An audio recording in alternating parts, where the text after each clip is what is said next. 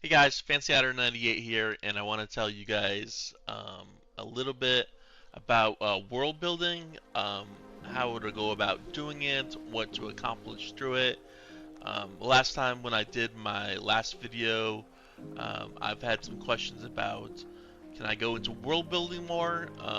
How do I go about doing it? And what am I to accomplish with it? And how long am I supposed to be doing it for? Well, as far as how long you're supposed to be doing it for, that's up to you. The Dragon Realm Saga was originally a tabletop RPG, so it is actually. Before I made it into a novel, so I've been world building on it, uh, creating the game and the lore, the mythology, the history, the politics. I've been working on that for the last 24 years as of today. Um, but other uh, stories, such as Shadows of the Manifold, which is another story I've been working on for some time.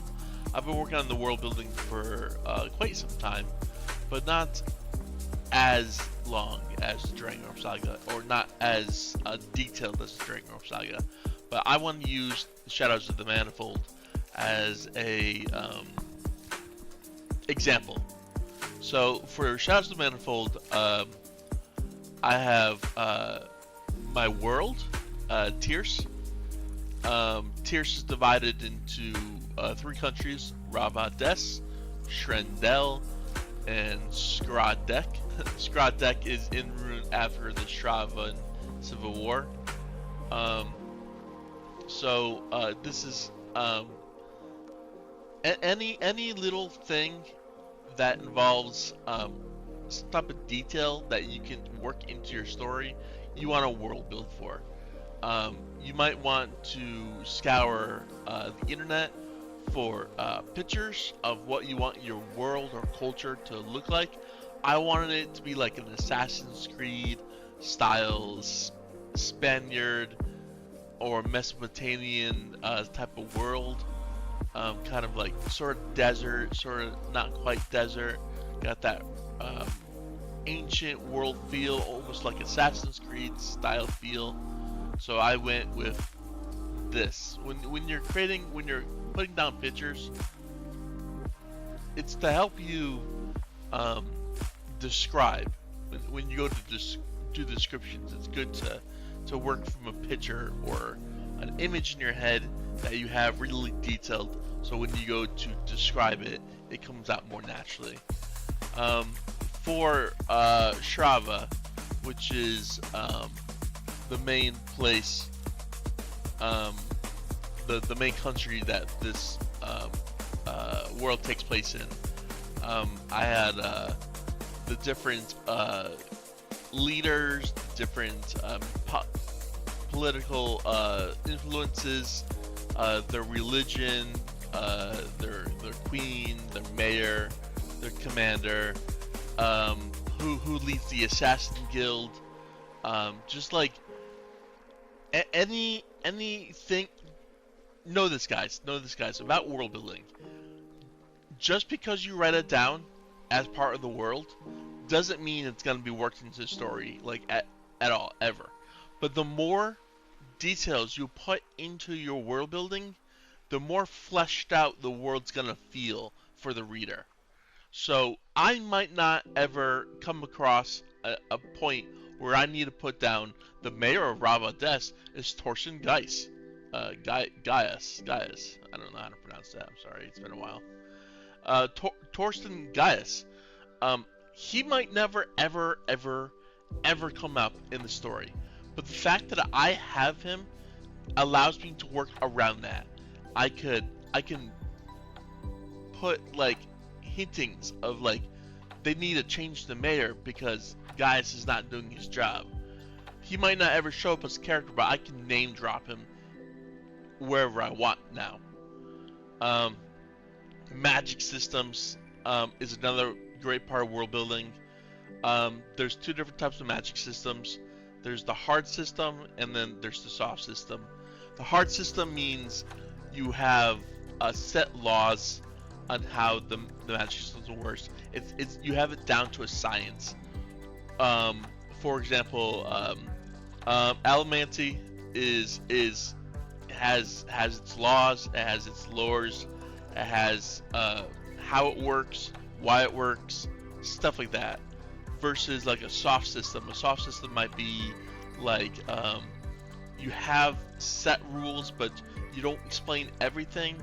Maybe that's bending from Avatar, or something like that. Yeah, this is gonna be more of like a soft system. I don't really like to go into too much detail on how my magic systems work. I have set rules for it, but I don't go into further detail of where this magic came from, why this magic works, how this magic interacts with other magics, things like that. For this, I have Vitality, Vital Forge, and Flicker. So Vitality is the main magic. It works with elements, gravity, exertion, and metal. Vitality is a magic essence for all things natural. All can be absorbed and manipulated by Vitality, usually called compellers. So right there, I have who uses Vitality. It's compellers. Compellers can only use so much Vitality at once, and thus focus their studies and powers into 4 aspects. So now I have a rule saying compellers can only work on one aspect at a time. So for those who enhance and suppress elemental essence, such as making fire burn brighter, pull or push objects and creatures, enhance physical abilities such as run faster than peak human speed or jump further, lift more or heal faster, and forge stronger steel or weaken it with a touch. That's elements, gravity, exertion, and metal.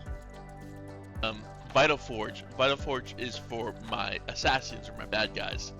Vital Forge is like fake magic, which is why it's called synth in as a nickname. So like in your world, you might have slang or nicknames for things. For example, Vital Forge, because lodestones don't reach the same level of intensity of true vitality, Shades nickname their magic as synth instead of vitality. Vital Forge hands can be known to be called synth hands too. I can go into more detail about that, but that's my magic system in a nutshell. I also have Flicker. Flicker is like very minor magic that the assassins can do, such as hypnosis, meditation to ignore strenuous pain and stress, predict thoughts and detect lies by reading body language, disable the connection of vitality, mask wounds so that injuries do not bleed or burns do not scar, stuff like that. You can go into the military of your world, such as ranks and roles. This builds more culture in the military, such as the U.S. military. We have our own culture.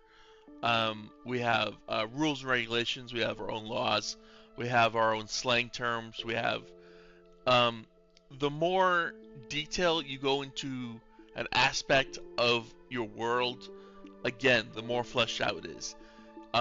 So if you've never been in the military, the outside world be like, what does MOS mean? What does DD-214 mean? What is the difference between a private first class and a private second class? What's an NCO? Do you salute them? What's an officer? Do you salute them? What happens when you don't salute them? There's just different cultures, the different world building. Every single thing you do that involves building onto your world is world building, guys. There's the gods. You might want to have a creation of the world. When you look at your world, are you using Earth? If Earth has many different religions, that's world building, guys. You might have your own creation story. You might have your own gods. You might have your own demigods. You might have your own flood story. You might have your own. Just look at the various cultures in Earth itself, and you will see that we have different creation stories, we have different pantheons, we have different Bibles, we have different names for Bibles. The Torah, the Quran, the Bible. Um, there's just like for every little detail, it fleshes out. It makes the world feel more alive. That's my world building in a nutshell, guys. The more detail you put into your world, the more culture, the more politics, the more slang. If you work on different languages, the Dawn Edge War had a dictionary of different words for the Celestial tongue or the Selrathian tongue, which is the angel tongue. Then the more the readers will realize you put extra effort into this world, and they will feel more immersed, and then they will feel like they are actually belonging in this world. So as far as how long you're supposed to go for, you don't have to world build, but if you do, then you will appreciate it in the long run because your world will be, well, built. That's all I gotta say, guys. Have a good one, guys. Bye.